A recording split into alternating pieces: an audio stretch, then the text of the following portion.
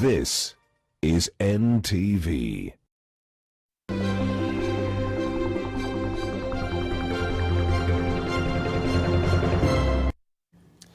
We're glad you could join us on this edition of the Nation Leadership Forum. As always, this is a platform that creates an interface between state and non-state actors to create an arena for policy conversation and try and shape the direction this country is taking as far as policy concerns are delving into.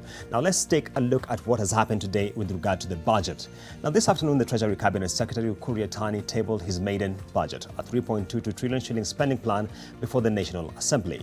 The budget for the period between July 2020 and June 2021 prioritizes reinvigoration of the economy in view of the COVID-19 shock, which has adversely affected the business environment. Through a raft of new tax measures such as the digital services tax and minimum tax, the government hopes to raise an additional 39 billion shillings in tax revenue to help finance the ambitious expenditure plan. How will the budget table this afternoon impact your day-to-day life and the state of various sectors? What do the proposed tax measures mean for your disposable income and the well-being of your household? Can Kenya manage the 900 billion shillings debt service obligations it faces in the next financial year?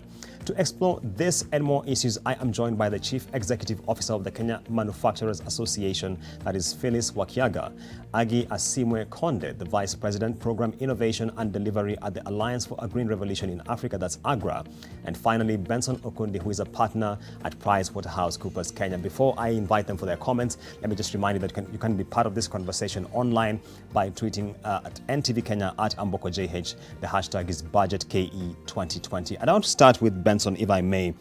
You listened to the budget by the Treasury CS this afternoon. What were some of your key takeaways, especially in light of the situation we are now facing with the economic environment being adversely affected by COVID-19?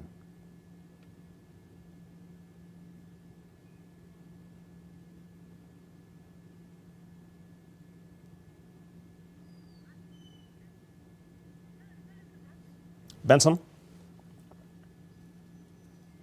Hello? Yes, Benson.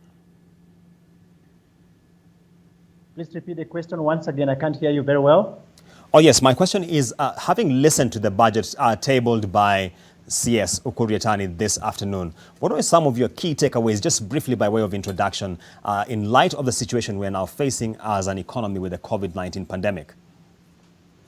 Thank you very much, Amboko. I must admit that this was a very difficult budget, a budget that was articulated at a time when the pandemic has really affected the globe. And I could see the CS and his team struggling to allocate what I would call very scarce resources along all the sectors of the economy to try and address the issues that are at hand, and also importantly to rejig the economy to get it back to normal.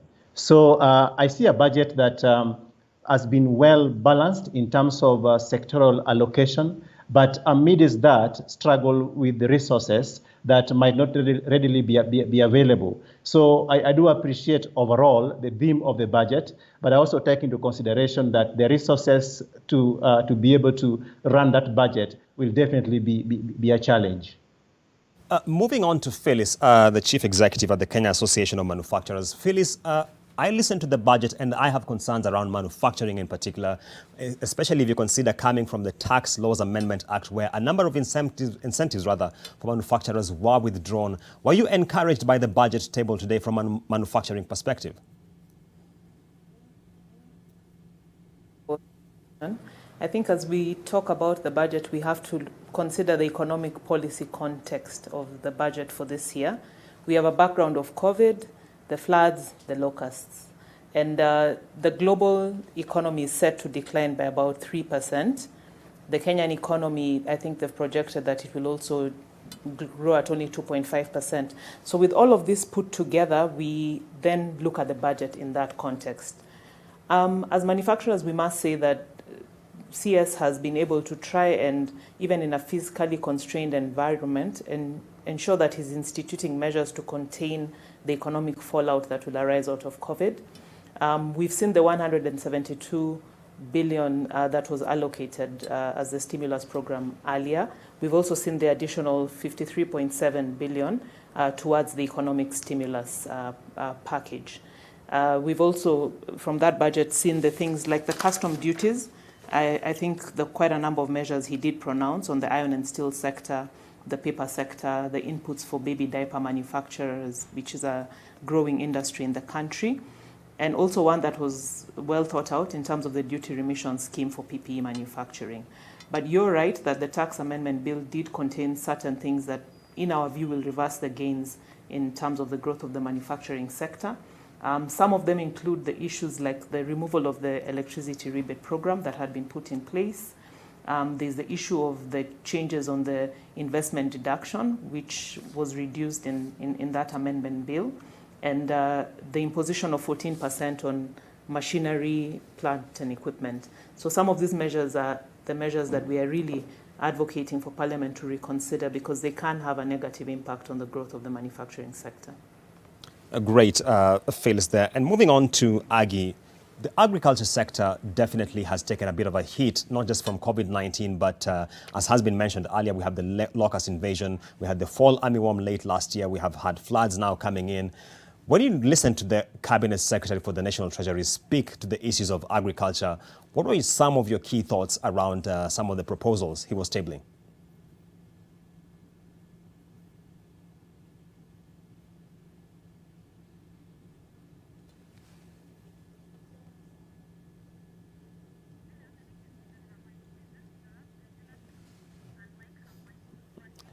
Aggie, I think your mic is on mute. If you could just unmute it and we carry on with the conversation regarding the budget allocations for the agriculture sector. If you can hear me now, I'm just asking, what are some of your headline thoughts in terms of some of the proposals tabled this afternoon with regard to the agriculture sector? Can you hear me? Yes, we can. Okay, great. So yeah, I was saying that I do agree with the speakers that it's a difficult time for all our economies in the region due to COVID. But I think some of the quick wins that we've seen in agriculture is, of course, we are growing from 48 billion to about 52 billion this year. It is a marginal increase of about 8%, but I think that is commendable. But we also see some very clear wins on the push for the e-subsidy, which again is work that as AGRA we've been supporting on the sidelines, and we're happy that that is actually coming to play. We also do see, a bit of focus coming through with the PPP. It's an area that obviously we will be trying to understand how does that play in. And we're seeing also a bit of stuff coming too in terms of supporting the SMEs. And as you know, in agriculture, in the supply value chain, there are quite a bit of SME players that are working across right from seed to post-harvest and all that. So there are a couple of SMEs that will probably benefit from these stimulus packages that have also been talked about. So there are some good wins, but also there are some other wins that, there's some areas that will be problematic. The last one, I think, for me is the VAT exemption of maize and corn seed. I think that will also be quite a good stimulus for the farmers.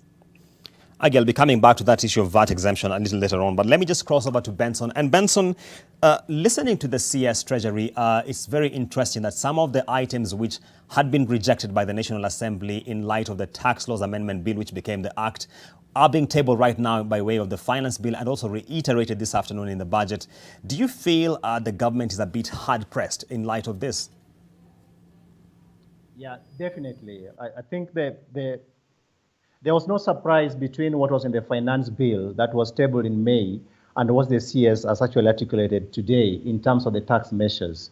Definitely, the government is very hard pressed to raise revenues because some of the measures that were taken earlier on, like, for example, reducing the VAT from 16% to 14%, and also changing the corporation tax from 30% to 25%, and also the PAYE, as an impact on the revenue raising target that the government had actually set up. So if you look at some of those tax measures that have been set up, like on the minimum tax of 1%, rental income as well, digital taxation, the government definitely is hard pressed to look for different measures to be able to raise that revenue. So you can get a sense of a government that is really trying very hard and pleading to the National Assembly to be able to pass the finance bill so that these revenue enhancing measures can then take effect. And Phyllis, when you look at budgets, not just in Kenya, but across the region, we just received the document from Uganda, for example. Every country is trying to create incentives for the manufacturing sector to be extremely competitive in light of the present situation where self-sufficiency seems to have gained a premium. Do you feel Kenya is well positioned, especially in light of the budget proposals, to compete in this region in the manner that it has in the past? The manufacturing sector has increasingly been a priority for every country, and I think COVID has actually brought this to the forefront even more. Countries are trying to be more self-sustainable to ensure that they are able to provide for their economies. People are also looking at how we can take advantage of the shifting supply chains due to what has happened due to COVID. A lot of manufacturers will be relocating their production to different countries so that they don't have to over-rely on one source market. So based on that, we have seen some of the incentives that were put in place. Under the Big Four, you saw 18.3 billion go into the manufacturing sector. A number of the areas like the special economic zones, daily processing, the Kenya Youth Employment and Empowerment Program and other areas. Then the customs duties were also another area that I mentioned where we have incentives for local production, for iron and steel, for paper, for diapers, manufacturers. There was also the interesting one of duty-free importation of inputs for manufacture of mobile phones.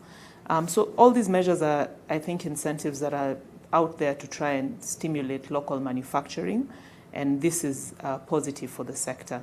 What we need to do is to have a balance and look at the other measures that I spoke about that were introduced, which are also going to act at the same time as a disincentive to the sector. We have the minimum tax, for example, that has been put in place, the 1%, for loss-making businesses, and you can imagine due to COVID how many those would be. That would really be a big blow to them.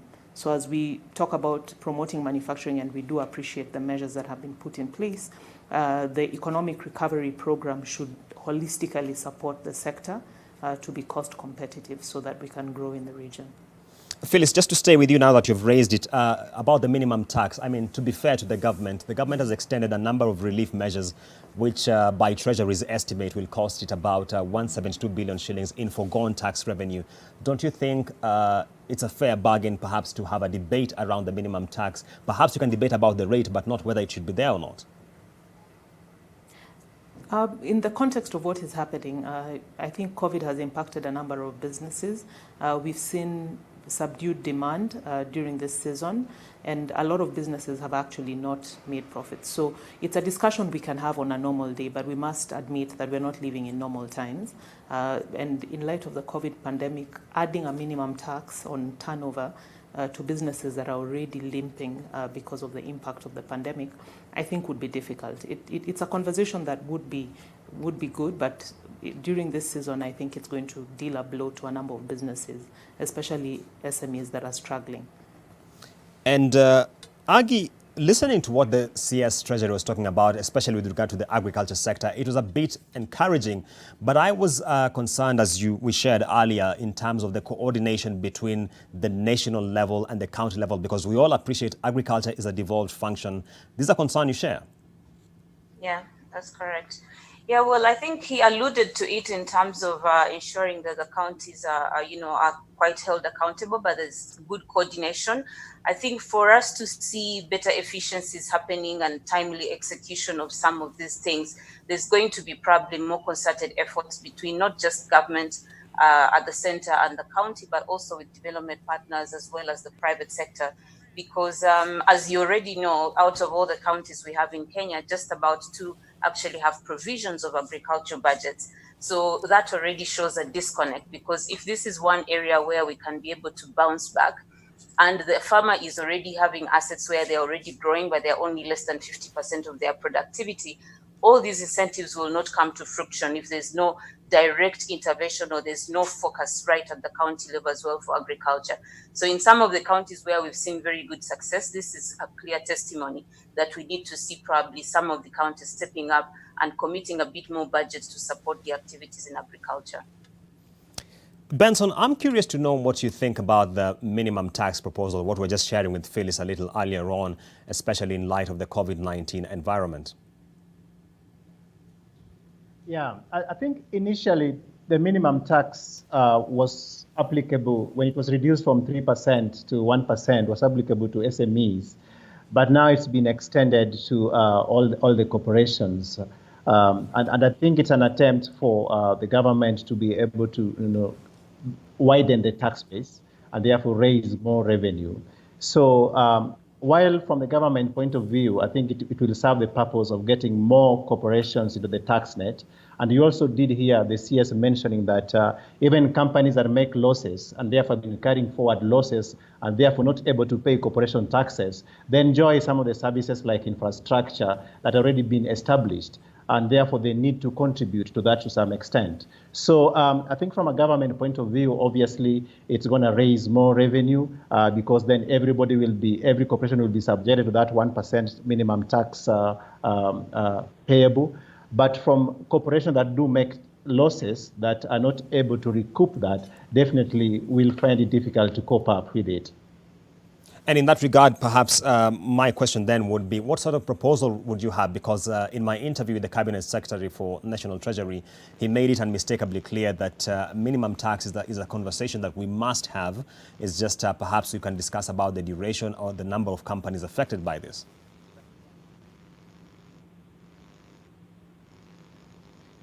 Sorry, I missed that. Can't hear you very well.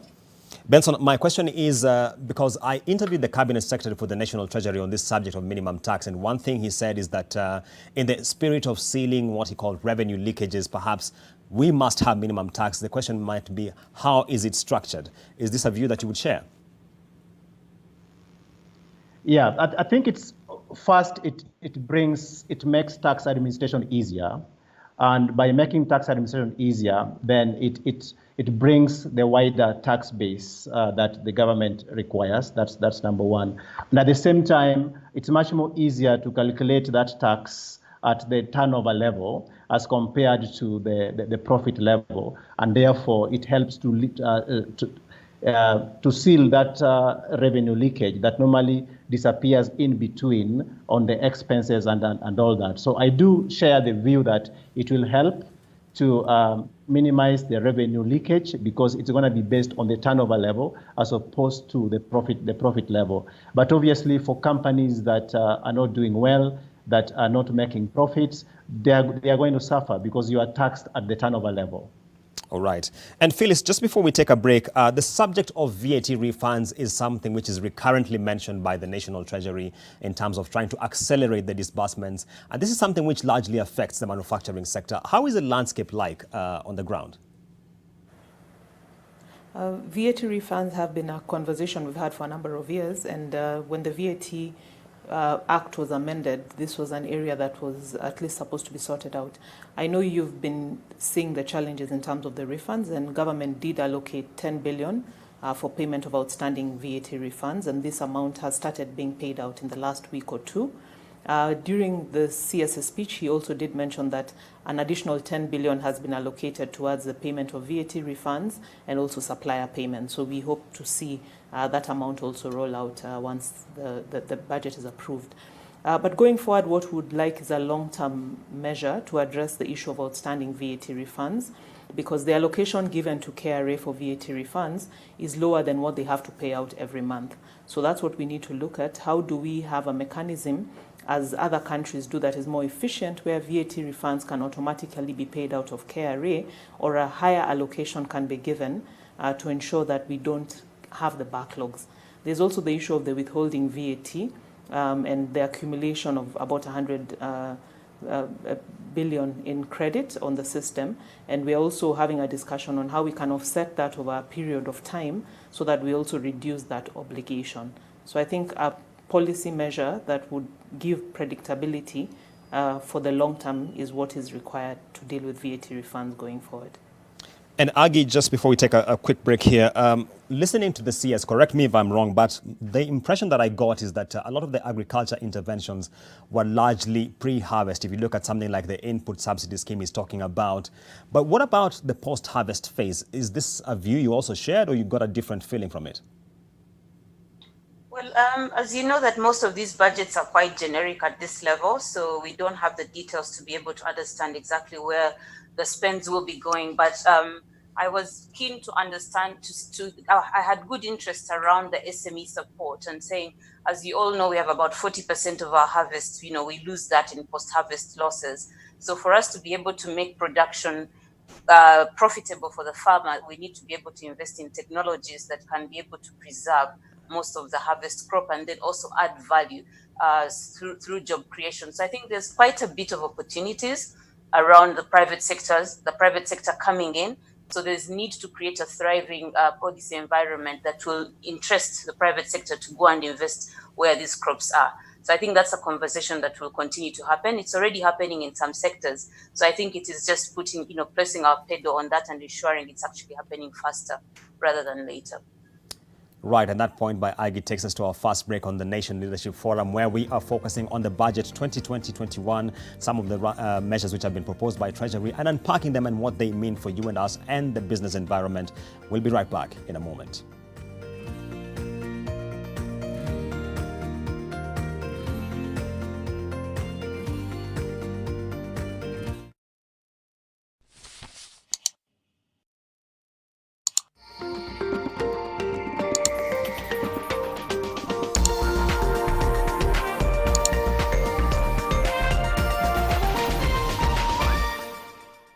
For a better tomorrow, don't forget to do the 1, 2, 3 with Colgate every night.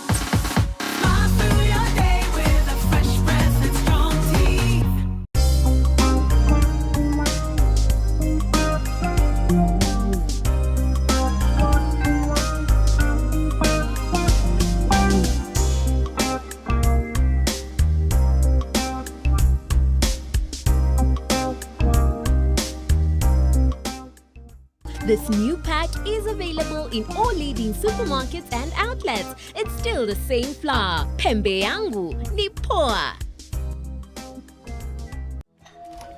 Ah, Helen Paul. Hello, madam. Would you like to join us on this mission? Yes, but how? Just one question for you. How do you keep your toilet clean? I use regular detergent and bleach for washing and removing yellow stains. I've been using it for years. Oh, madam, the regular detergents and bleach are used for washing clothes. To disinfect your toilet properly, you need Harpic 10X. It is specially made for germs and stains removal. Harpic's thick formula settles on stains and gives 10 times better cleaning compared to regular detergents and bleach. Wow, now I'm convinced, Helen Paul. Really? Yeah. Now that she's part of the mission, the next house is yours.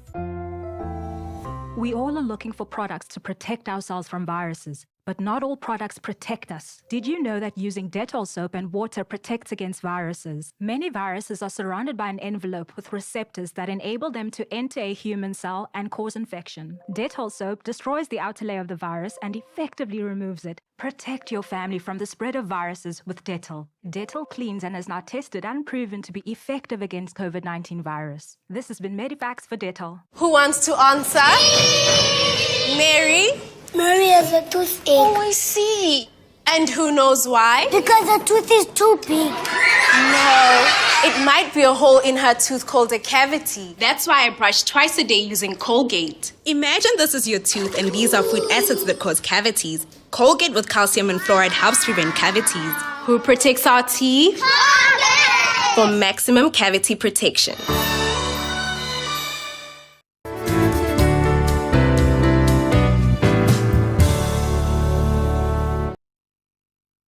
Amar Sanitizer is an alcohol-based sanitizer containing ethanol, which has a broad-spectrum antimicrobial activity, killing bacteria, viruses and fungi. Amar Sanitizer is enriched with aloe vera, making it gentle on your hands.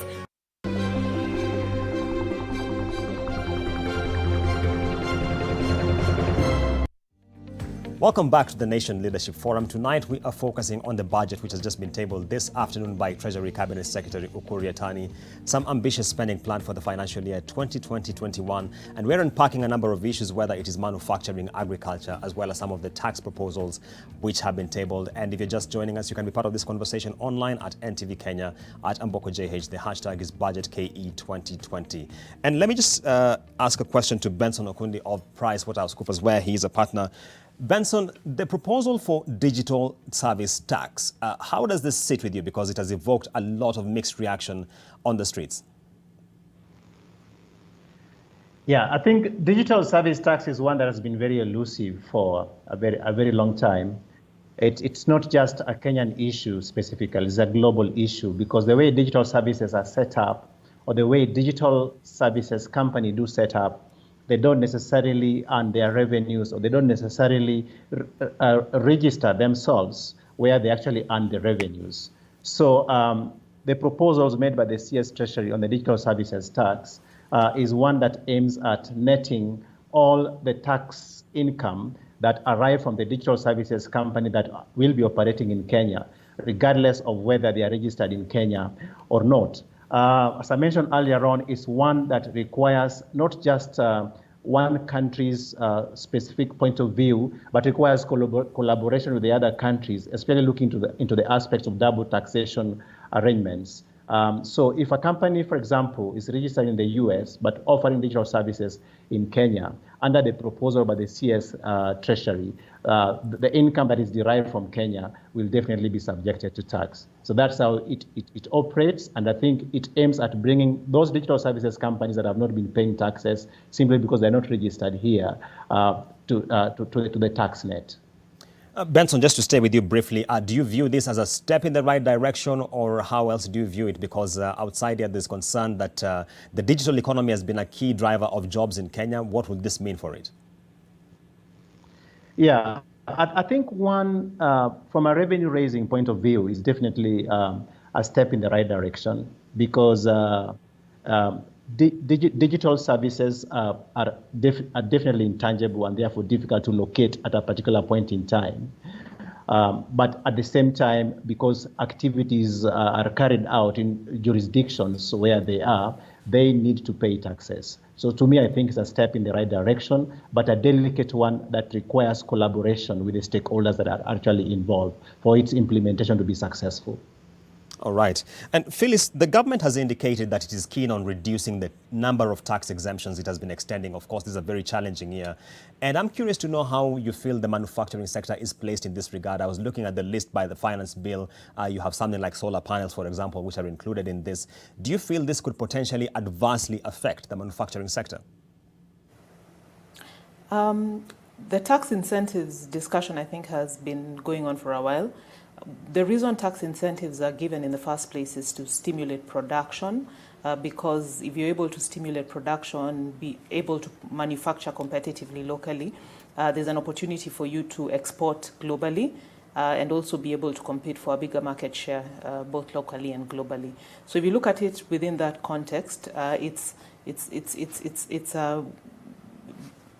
situation that government has to weigh very, very significantly to see whether the gains that they get out of the incentives are there. A lot of these incentives have led to stimulation of local production in certain specific sectors where this has led to lower cost of production. It's also incentivized investment into the country and led to job creation. So even as we look at them as a cost that needs to be done away with, we need to carefully balance that by looking at the impact this has had to stimulate local production. I spoke about some of those measures that have been included that we are proposing that government needs to relook at. The 30% electricity rebate, for example, was supposed to be an incentive to lower the cost of production. We also have that investment deduction, which is an incentive for people to invest locally. And actually, it's more of a predictability issue because the people who invested knowing that it would be there for a number of years. The issue also of plant and machinery. Plant and machinery is a factor of production. VAT is mainly a consumption tax. So when we tax factors of production, we also disincentivize local manufacturing. So my view is that for tax incentives, you have to look at them broadly, the impact they are having also in stimulating local manufacturing sector, and then consider whether it is worth doing away with them. We're actually appealing to Parliament to seriously consider our proposals around these tax exemptions. All right. And Agi, just go back to the agriculture sector and especially the focus on smallholder farmers. Do you feel that the budget places significant emphasis on this particular category, considering the proportion of the employment that they create in this country and just the vulnerability that they're now facing in light of the prevailing circumstances? Well, that's a sweet and sour question, and of course, you know we've got about 4.5 million smallholder farmers in Africa, sorry, in Kenya, and you know if you look at some of the incentives that have been put in place, of course, the intention is very clear that you know they're trying to try and support the smallholder farmer to produce more. But I think the whole conversation around giving the smallholder farmer an incentive to produce more than just home consumption, I think is a conversation that, you know, all the actors in the ecosystem will have to come together and ensure that we are moving that needle a bit more. Because right now, as you know, the smallholder farmer is still really a subsistence farmer. There is not very good incentive for them to produce more than they are currently producing because they are currently focusing on feeding the household. So for us to be able to replace the food import bill that is currently sitting at about 68 billion, I think there's got to be some very good conversations that will move or incentivize the smallholder farmer to not only produce for home consumption, but produce excess for the market. And for excess for the market, they need to be able to see the market, they need to be able to smell the market, and they need to be connected to that market. So if you look at some of the technologies that have been coming in, you know, we've got very good technologies on seed, on inputs and all that, but also we have good innovations. So when I hear about the tax on the digital tax, you know, I also see this good investment going into the data center. So I think there are some layers that are beginning to build up, and I think Kenya is in the right place in the region in terms of this particular space. So if we took some very good strategic investments and said, link the data center to the farmer, create markets visibility, you know, support the smallholder farmer in between to actually convert the produce into value addition and purposely reduce the food import bill, then the smallholder farmer will see sense into this. But as it is now, they're still growing really for survival, but we need to move them from survival to thriving. And that will require concerted efforts across the spectrum of the actors. But I think the intention is clear. It is, you know, ensuring that all the actors are working towards the same shared goal.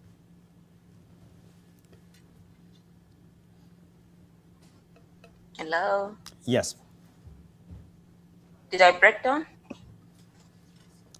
I don't know what time you, at what point you and to move to Benson, perhaps I couldn't get what Aggie was saying at the tail end. But Benson, I'm curious to know, one of the concerns we have as investors looking into the Kenyan market is just the degree to which every year, every financial year, I should say, the tax measures are tweaked. Once in a while, we keep on having the presumptive tax introduced. It didn't work too well. Then we moved to the turnover tax. Now we're talking about minimum tax.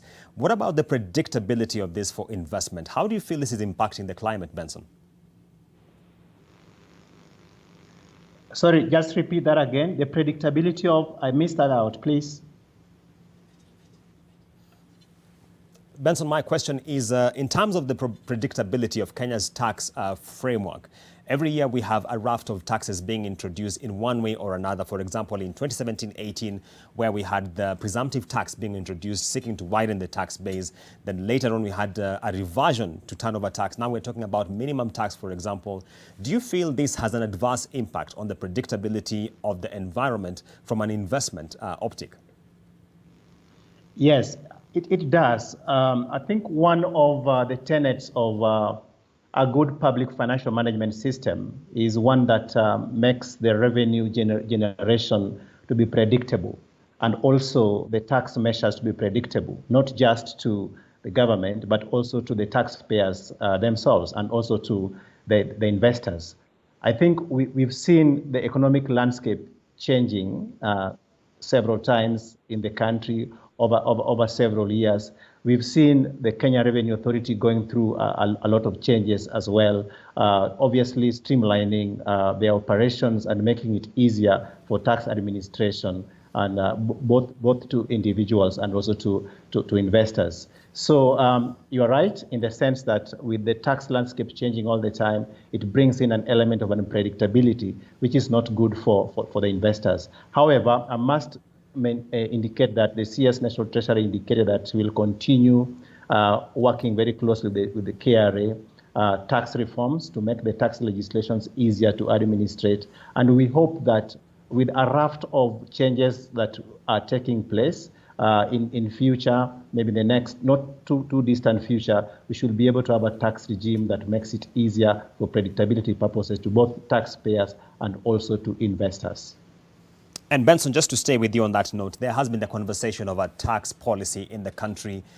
Just curious to know what you think should be some of the priority items when this is being considered.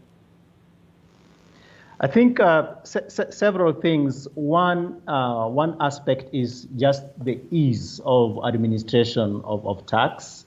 I think obviously the iTax system has made it much more easier for individuals and for the corporations to be able to file their taxes in good time. But we still have a long way to go. So I think that's one of the tenets that need to be considered: the ease of tax administration. Secondly, the aspect of things like tax refunds. Tax refunds, like we know there are VAT refunds that have taken very long for the KRA to act upon. So the refunds of taxes where they are due and audits have been carried out and where they need to be verified, just quick turnaround for that verification to be carried out.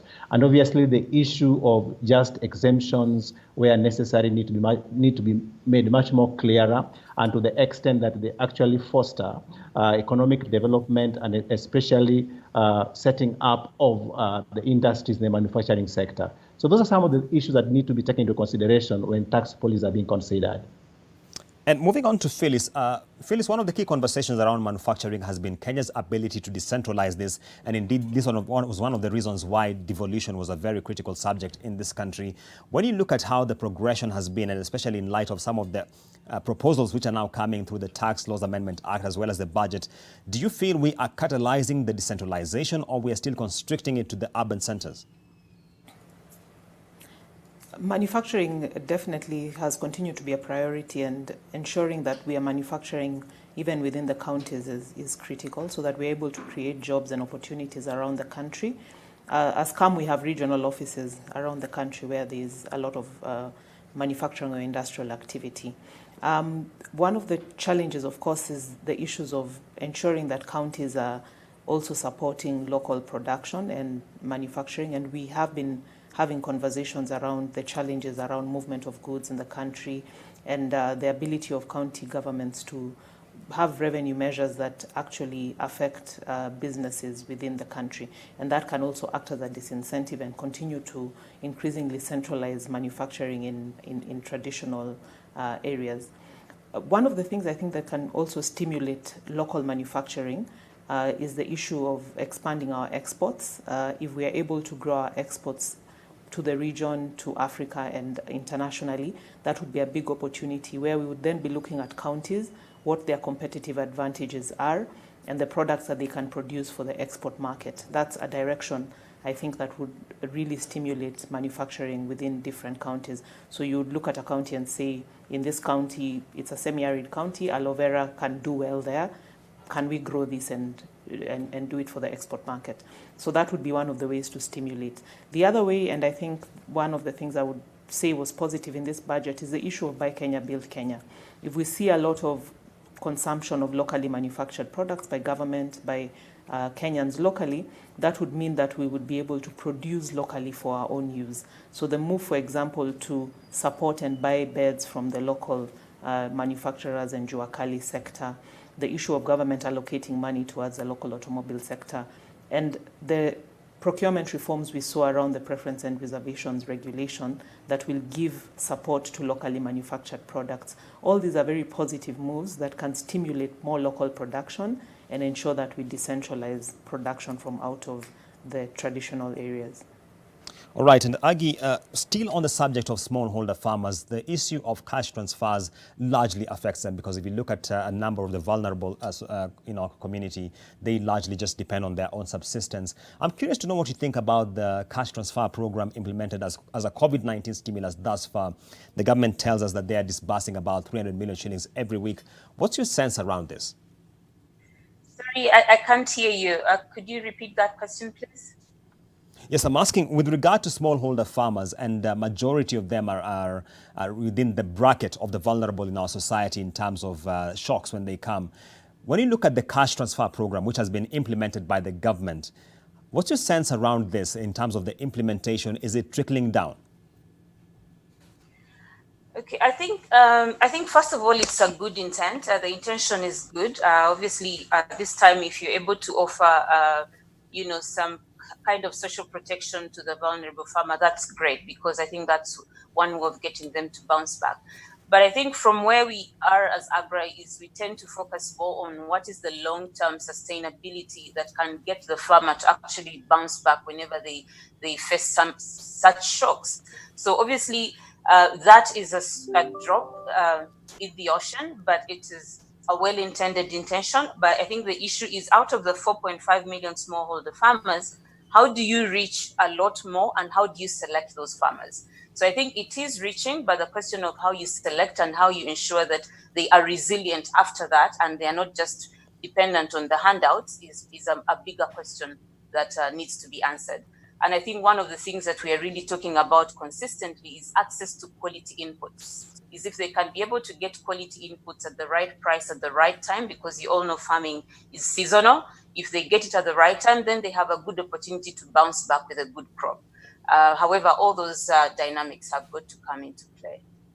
Agi, when you talk about building resilience, perhaps many would be curious to know how better can we do this, especially looking at the issues of coordination between the national and county governments, with agriculture being a devolved function. Building resilience, how can we execute this better? Well, I think it's a functional, it's a systemic issue. So you've got to be able to have institutions that function on their own. And we talk about right away from research and development. In this budget, how much of that has gone to R&D, for example? Because we've got to be able to create varieties that are homegrown and can be able to thrive in our soils. We also talk about ability to absorb shocks on prices. As you've already seen, so one of the things coming through with COVID is that we are having price collapses of about 10% on just the crops. So this farmer, goes and plants knowing that I'm going to be able to get X price. So if I get a shock of about 10% on just my farm get price, then that already means that I'm losing 10% of my margin. How much is a farmer making on a crop? So you have got to be able to have systems in place that can ensure or mitigate that consistently over time. And that requires a long-term approach. You can't fix it in one annual budget. So we need to be able to see the patterns over the last 3-4 years. Where has the money been going? And are we building capacities at county level? For example, one key area is agriculture extension services. As we all know, we have 4.5 million farmers, but on average, one farmer is able to be, so 5,000 farmers are able to be seen by one agriculture extension service provider. So this is an area where private sector is coming in, and there are commendable efforts being done, but needs to be escalated. So the farmer has got good information, good inputs, access to market pricing, and they can make a sell at a good price. So they are not losing. So these have to be inbuilt across all our systems in public sector and policies as well. Benson, I want to cross gears to you and to really discuss the subject of debt, which really stands out in this budget. If you listen to Treasury CS, in the coming financial year, we have about 900 billion shillings in debt servicing obligations. That's, of course, by way of interest and redemptions. This figure is quite significant, and many are asking that whether Kenya should be renegotiating the terms on some of its loans. What do you think, Benson? Yeah, you're right. That issue is one that is, I think, a major concern in our country, Kenya. It's a major public financial management issue that needs to be looked into. I mean, 900 billion is a third of the 2.7 trillion budget that was read to us today. That's a significant one as well. And if you look at the budgetary deficit that is there, we're talking about over 800 billion Kenya shillings, which again will have to be funded this time around. And the CS did mention that the funding of the deficit will come through both local borrowing and international and foreign borrowing.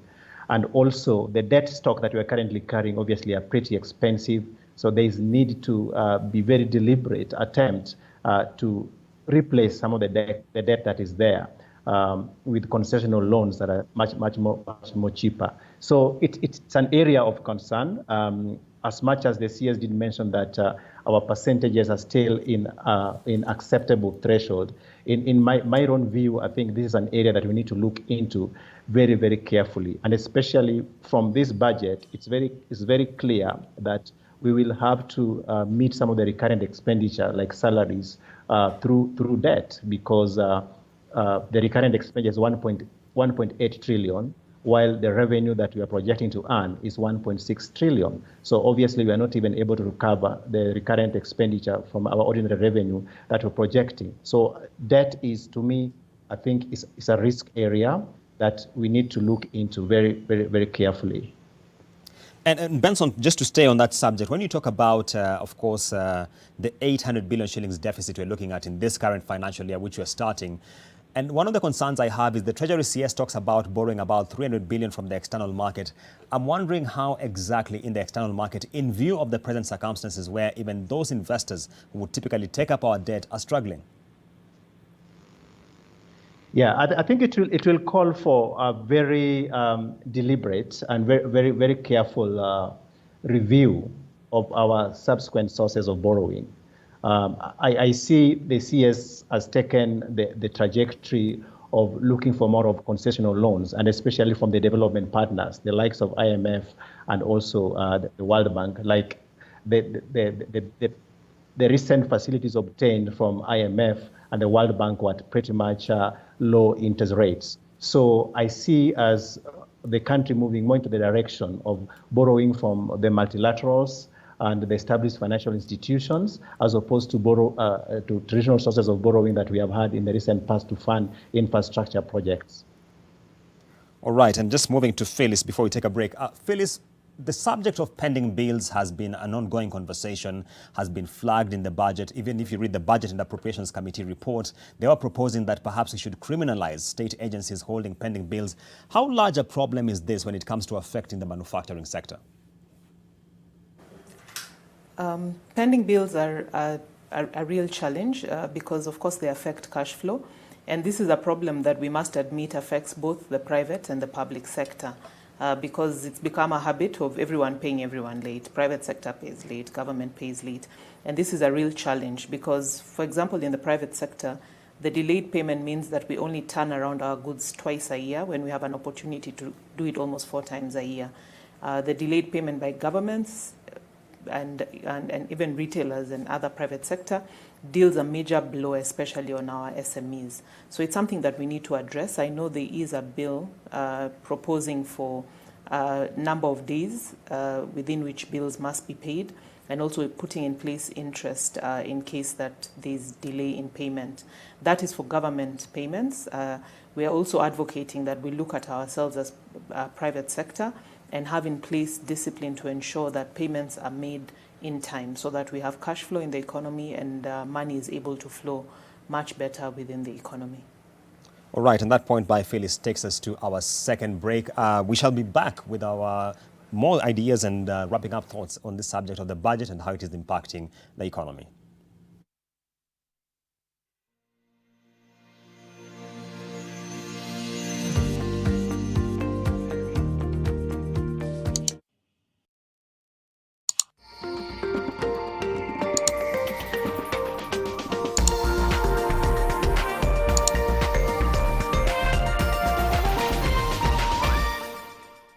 Wakenya, hii fight hatukuchagua, lakini tuko na choice. Tuchague kujilinda.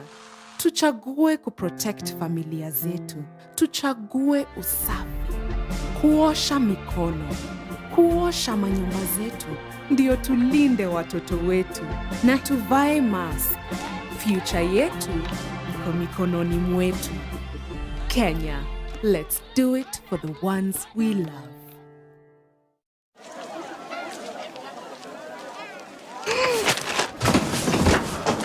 Do your gums hurt? Yeah. Does your toothpaste contain sage, eucalyptus, myrrh, chamomile? All that in one toothpaste? Yes, try Colgate Herbal. Colgate Herbal contains nature's best herbs and Colgate's fluoride technology to give you strong teeth and healthy gums. Ah, Colgate Herbal. Let's go. Colgate Herbal for strong teeth and healthy gums naturally. You in the pollution? Yes, you. Dry throat? Strepsils. Gal in the smoke with a raspy voice? Strepsils. Hello, in the downpour with a scratchy throat? Take Strepsils. Get soothing relief for any throat irritation. Strepsils with its medicinal ingredients will heal the harm done to your throat from external factors. Strepsils. Strepsils for a dry, itchy, raspy, scratchy throat. Like every mother, I'm worried about dangerous insects, especially mosquitoes, which spread diseases like malaria to my loved ones. This year, I'm not afraid. I'm using Mortein Doom. Mortein Doom All Insect Killer provides protection in seconds. Not even a single mosquito is spared, because even one mosquito bite can cause malaria. Mortein Doom provides protection in seconds. Kenya is on the rise. It is powered by you. You are innovative. You are passionate about the future. At Stima Sacco, we are a reflection of you. We are a stable, financially sound institution providing tailor-made services to add value to your life, time, and money. We are guided by your aspiration. We are Stima Sacco, a true reflection of you. This is NTV.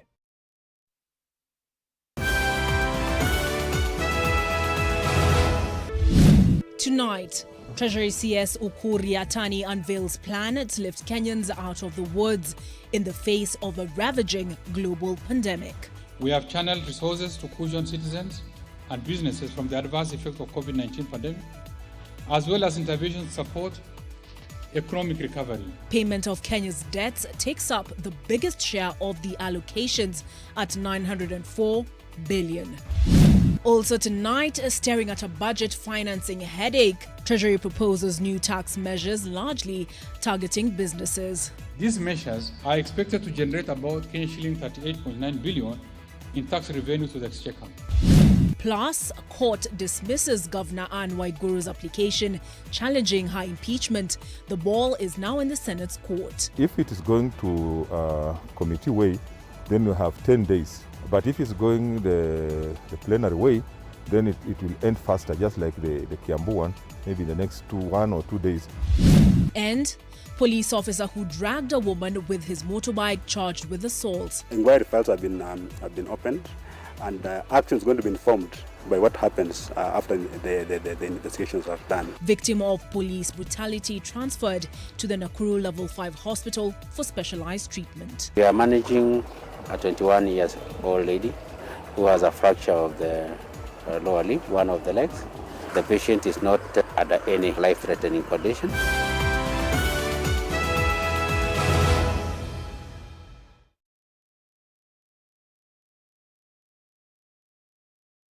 Training as a certified construction worker can be challenging, especially when you have to balance between getting education and working on your day job.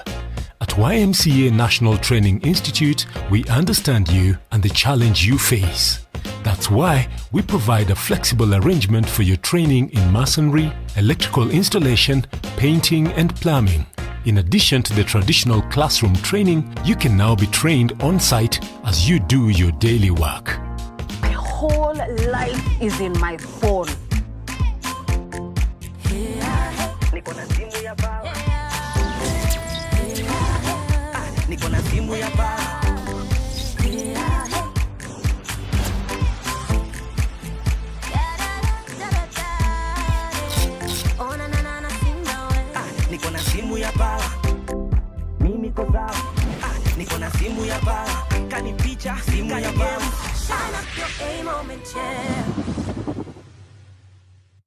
Blueband margarine.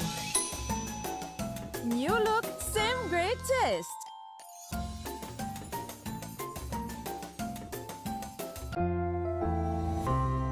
The risk of illness-causing germs is increasing. It is believed that the coronavirus can remain on surfaces in your home for up to 9 days. Touching infected surfaces is one of the ways in which germs spread. Regularly disinfect your floors, countertops, and kitchen surfaces with bleach, and use an effective toilet cleaner inside and outside your toilet bowl.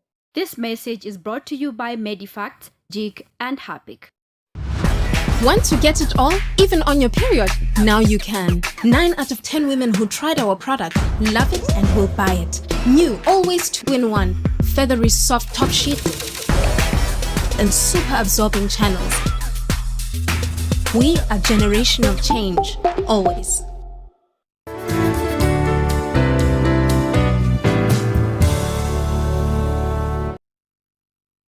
Amar Sanitizer is an alcohol-based sanitizer containing ethanol, which has a broad spectrum antimicrobial activity, killing bacteria, viruses and fungi. Amar Sanitizer is enriched with aloe vera, making it gentle on your hands.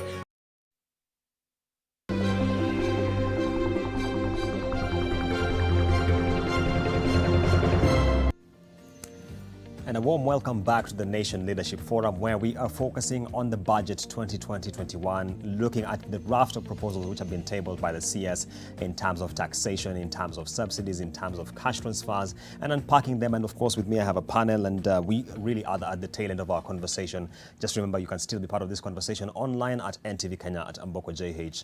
The hashtag is BudgetKE 2020. And Agi, just to get your thoughts on a subject here, when this Treasury CS spoke at length about the SME guarantee scheme, I'm curious to know what you think about the de-risking and perhaps efforts or lack thereof to de-risk the agriculture sector, because this is a very critical sector when it comes to economic productivity.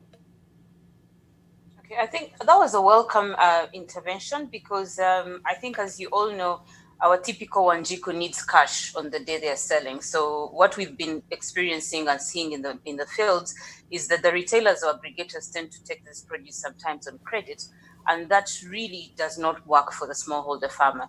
So having such funds that will be able to fund the SME, the aggregators, the producers in between there is actually a welcome measure, and I think that will go a long way in lightening the burden for the smallholder farmer. But it would be quite useful to, of course, engage the banks in the sector to be able to become the actual actors that drive this, because then they can be able to bundle this on top of other innovative solutions that have been already tested. So there's quite a bit of very good use cases that even Agra has been able to test and scale in also other countries in which we operate. So this is a very welcome initiative or budget provision. And Phyllis, your thoughts on the credit guarantee scheme and how this can be best executed? The credit guarantee scheme is a scheme that has been put in place to support the micro and small and medium enterprises, which is a welcome move. We've seen government put about 3 billion towards the credit guarantee scheme and 712 million towards manufacturing SMEs. This is a good start, but it needs to be beefed up because the amount may not be adequate for the SMEs that will be suffering during this time. But it's a very welcome move and a good start.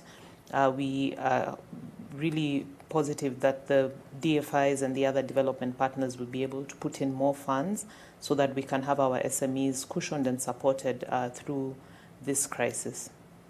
And Phyllis, just to stay with you, the CS categorically meant that the figures you were talking about, which I've just mentioned, are only seed capital. Of course, there is the hope that at a sectoral level, perhaps there is something, for example, the Association of Manufacturers is doing to try and crowd in more capital, isn't it?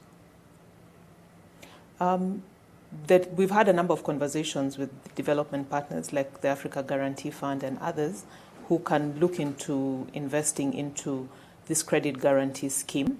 What it will do, it will mean that we can unlock lending for the SME sector, which is hard hit.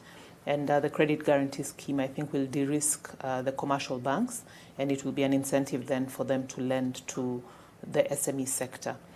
So through our manufacturing SME hub, we are working closely also with the local commercial banks to also prepare our local manufacturing SMEs to be ready for financing from the commercial banks. So we have a number of partnerships with commercial banks that will go a long way in also supporting.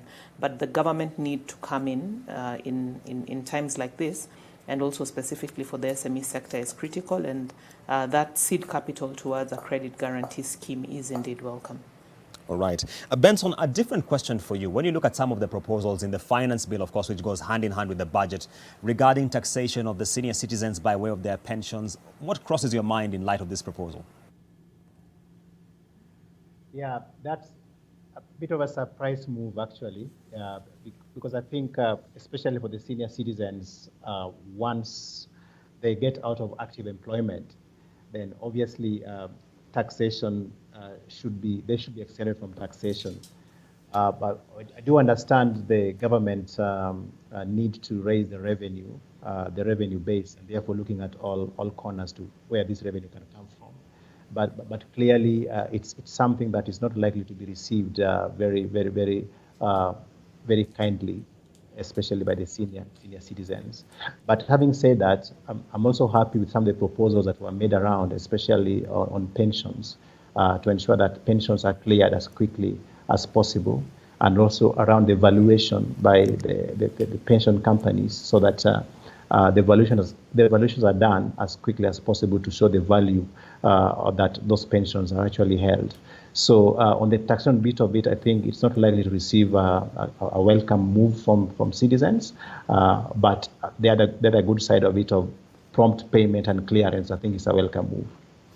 And still on the subject of the revenue basket, which you've just mentioned, when you listen to the figures, for example, when the CS Treasury talks about 1.8 trillion shillings in revenue, of which 1.6 trillion is ordinary revenue, where do you feel this leaves the country in terms of the targets it is setting? Because it sounds to me like it's an extremely ambitious target.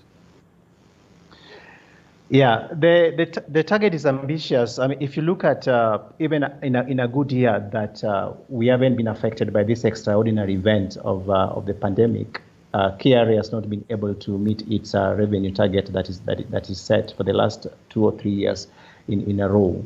So obviously, setting up a revenue target of 1.6 trillion in a year like this, whereby the economy is already depressed and the various sectors of the economy that are supposed to generate revenues are not generating as expected, is obviously a target that is outstretched completely. But I believe that with the measures that are being thought about, streamlining the revenue collection measures, streamlining KRA, and making tax administration easier, even if the target is not achieved, at least the government should be able to come closer to it. But I have my reservations, especially for the financial year 2020-2021, with the figure of 1.6 trillion. I think it's going to be a big challenge for us to get closer to that target.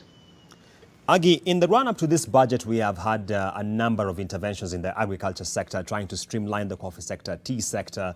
We have had the rice sector, and many are questioning, how does all this dovetail with the budget when you listened to it this afternoon? Do you feel there is that much needed harmonization in terms of these interventions? Well, I think agriculture has continued to get, not a very fair share of its, to be honest, of what it should be getting. As you all know, our government subscribes to the CADIP process, whereby we should be committing at least 10% of our annual budgets to agriculture. But countries continue to be constrained by that, and many other countries actually do attribute the totality of it. So looking at the ag spend in isolation might not be actually a fair position to look at, because some of the other investments elsewhere do add up to agriculture. But in essence, if we're saying that about 70 to 80% of our population rely on agriculture for their incomes, then we probably need to be able to nudge our leaders to spend a little bit more money in agriculture, because this is the one place where Africa has got a comparative advantage. We can feed the world, and that is for a fact. And we cannot continue, being food insufficient for the next 10 years. So there's got to be stronger commitment on ensuring that we are moving away from subsistence farming to a thriving economy, using agriculture as a backbone. We can be able to sell our food to other parts of the world. We can also sell across the different countries on the continent. So I think taking agriculture as a serious alternative to diversifying our economies in Africa is now. Interestingly, we are seeing that the age groups of people participating in agriculture is coming down significantly. So we've got young people that are smartphone enabled, that are literate, and they can be able to do smart farming. So this is the time for us to start upping our game in terms of what we are putting into agriculture, and ensuring that we are using that comparative advantage as a continent to actually be able to bounce back. because we've all seen what it means to rely on an import bill. So this is the time. And Phyllis, just to pick from where Aggie has left it in terms of relying on an input bill, the East African region is largely Kenya's backyard in terms of its manufacturing exports, and many are curious to know, in light of the disrupted supply chains we have had in light of COVID-19, granted cargo is still moving across borders, but how is the manufacturing sector holding up in light of the circumstances? Thank you. First of all, just to pick on what Agnes spoke about the agriculture sector, there is also the important link between agriculture and manufacturing and the big opportunity for us to value add. So I support her proposal that we need to support the agricultural sector and really grow that sector, because there's then the big opportunity for linkage and value addition. In regards to how we are holding up due to the crisis, the manufacturing sector has been hard hit. We've seen the essential manufacturing grow, which is positive, but some of the non-essential areas have been hard hit. The sector has, however, been at the forefront of ensuring that we are diversifying and getting into new areas of production.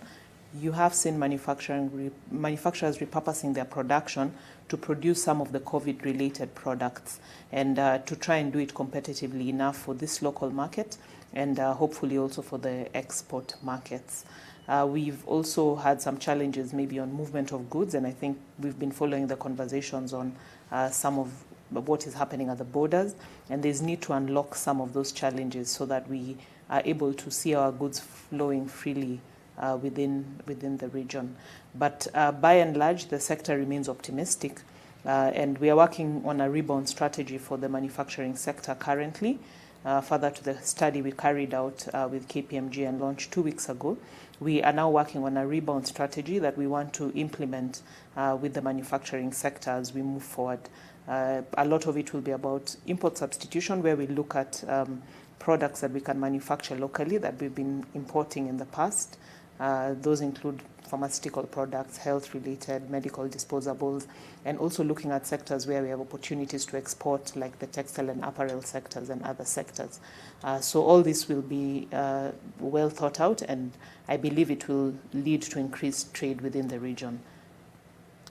Benson, just speaking from where Phyllis has left, the issue of widening the tax base has been a perennial question for the Kenya Revenue Authority, and many of us are now wondering, in light of the present situation in the financial year 2020-21, what is the place of alternative dispute resolution regarding tax issues for at least KRA to try and plug in some of the holes it is having?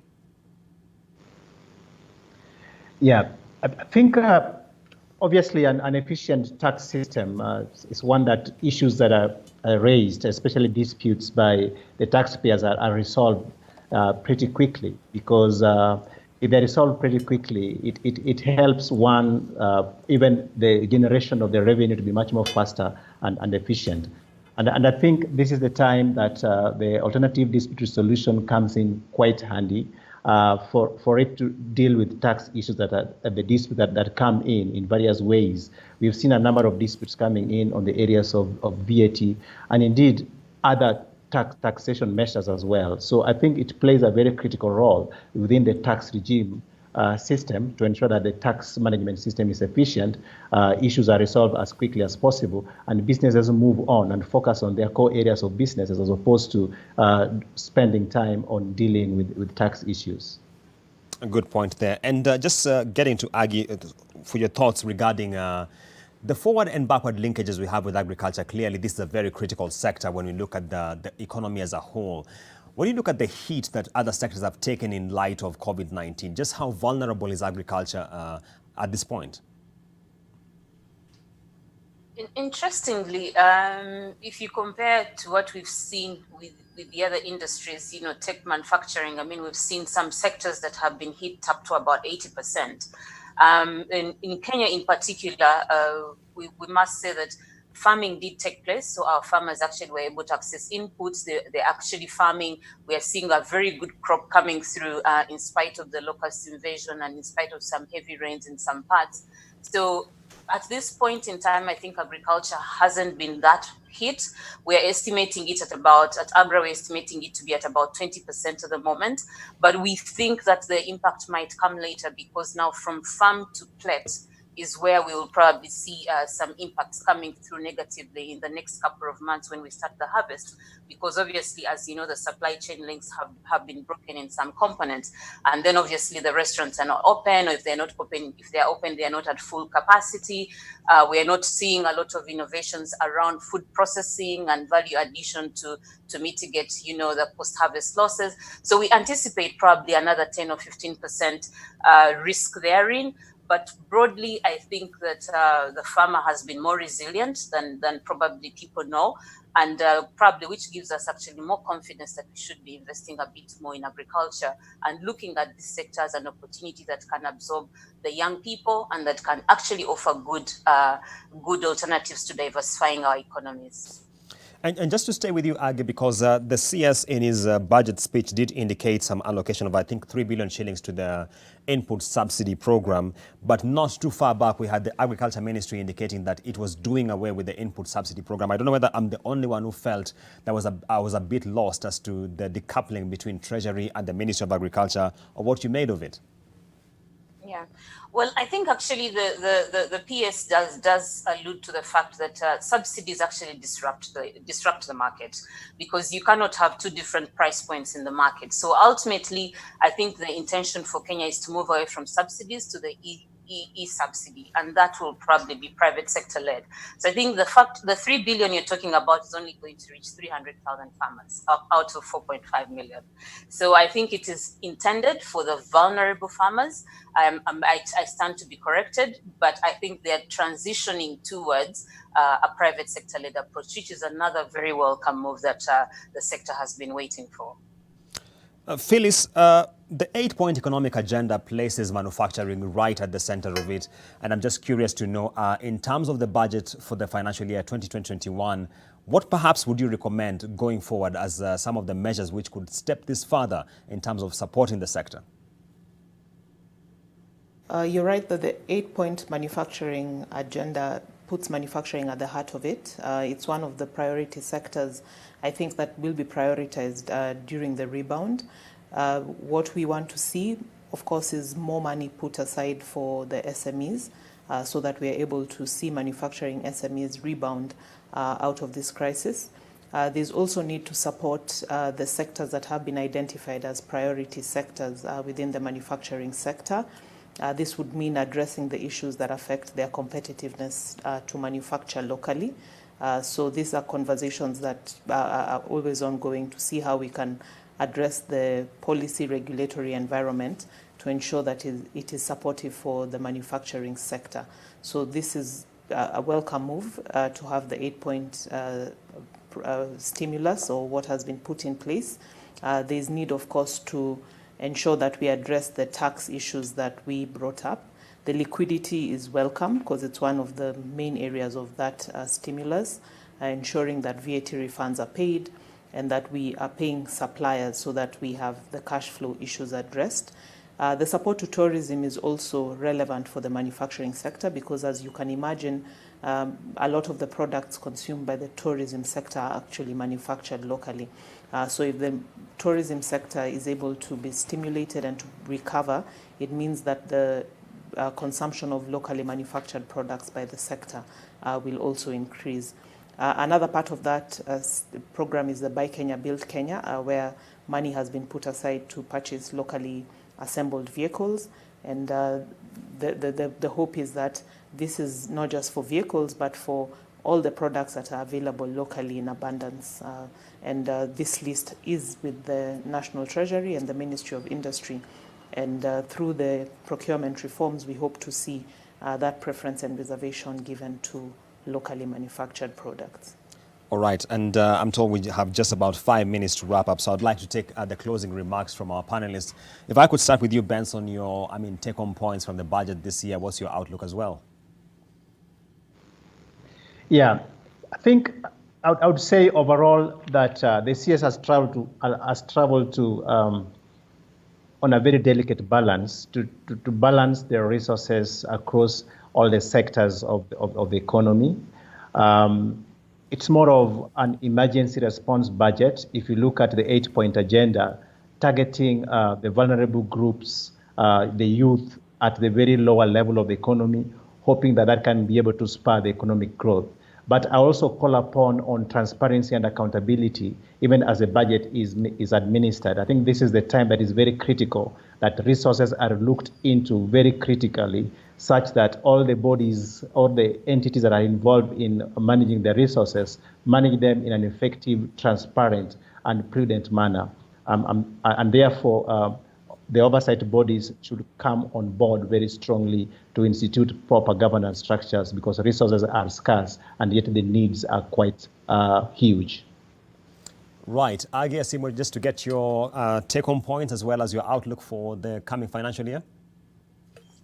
Well, I think we are really in very challenging times, and I think we all know that the next 12 months plus are going to be extremely difficult for all of us globally, not just Kenya, but across the continent as well. So I think this has been a fair budget, in all honesty. I think the CS had a very difficult balancing act to do, but in agriculture, we got an 8% increase from last year. I think that's commendable. We could have asked for a bit more, but I think in the circumstances, that's quite interesting. There were some areas probably like mechanization and agriculture extension that weren't mentioned, but I think there are other actors in the place like AGRA and other development partners that can contribute to that agenda. But what I saw was not really well articulated was the role of women in this journey, and I do believe that we need to be a little bit more deliberate about women, because ability to bounce back is dependent on women being involved in the economy. So that's an area that will be quite interesting to look at. But then lastly, also, I think accountability. I do agree with my colleague that accountability is going to be at the forefront, because we have very little pennies to spend. So we must make sure we are more efficient. And then collaborations. I think we need to all work together towards ensuring we come out of this, pitfall that we are in.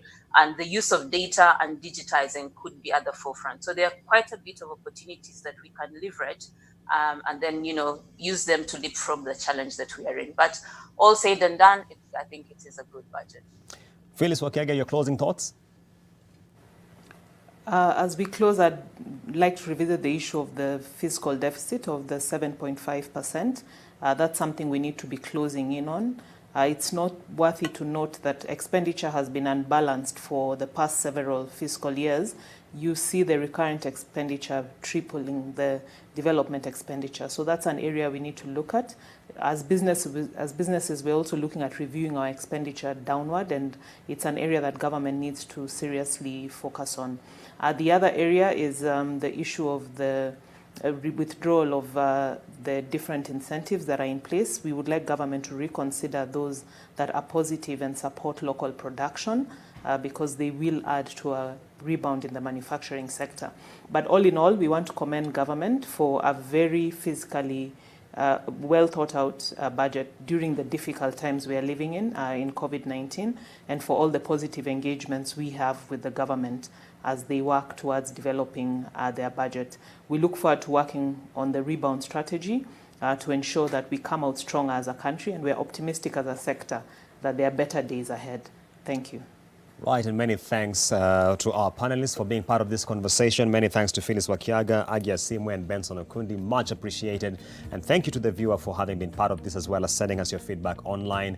NTV News is up next, and we have a very exhaustive coverage of the budget, so stay tuned.